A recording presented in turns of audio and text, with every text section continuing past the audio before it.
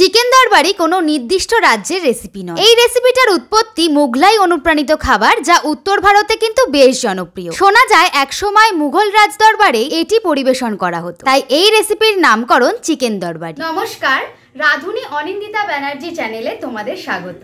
Chicken দরবারি বানানোর জন্য এখানে নিয়েছি 600 গ্রাম চিকেন, আর 5-6টা কুচি করে পেঁয়াজ কেটে রেখেছি, আর 2টো টমেটো কুচি কেটেছি। এবার একটা ঘরোয়া মশলা আমাদের বানিয়ে ফেলতে হবে। মশলা বানানোর জন্য বাটিতে নিয়েছি গোটা গোলমরিচ, গোটা ধনে, কাজু বাদাম আর আমন্ডস, গোটা জিরে, মৌরি আর গোটা গরম মশলা। এবার ফ্রাইং প্যানে গোটা মশলাগুলো নেড়ে নিচ্ছি।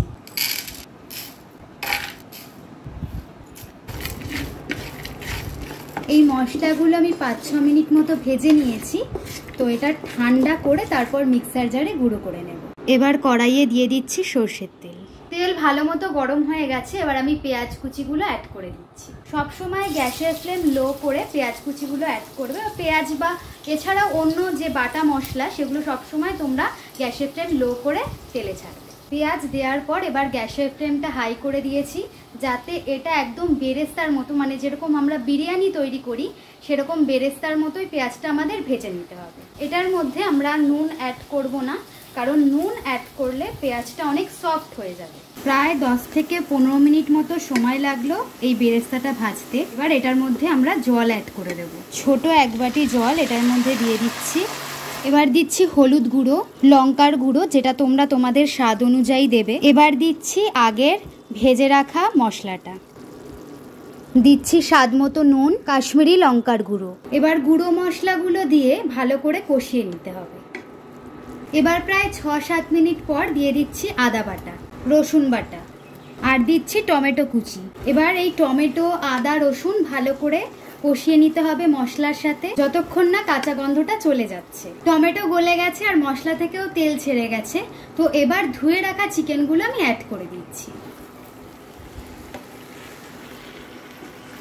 এবার কিছুক্ষণ ঢাকা দিয়ে রাখছি। এই মাংসটা ঢাকা দিয়ে দিয়েই কষাতে হবে। চিকেনটা যত ঢাকা দিয়ে দিয়ে কষাবে, এতে মাংসের স্বাদ এবং সফটনেস দুটোই এই রেসিপিটাকে সুস্বাদু করে তুলবে। চিকেন দরবারি রেসিপির মেন ইনগ্রেডিয়েন্টস যেমন চিকেন, ঠিক তার পাশাপাশি রয়েছে ঘরোয়া স্পাইসি মশলা, যেটা বাদ দিলে একেবারেই চলবে না।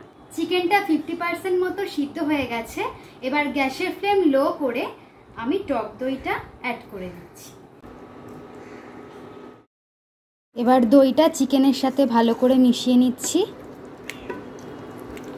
চিকেনটা পুরোপুরি কষে গেছে। এবার এটার মধ্যে কাসৌরি মেথি অ্যাড করব। এবার এটা নাড়াচাড়া করে অল্প জল অ্যাড করে ঢাকা দিয়ে রাখবো।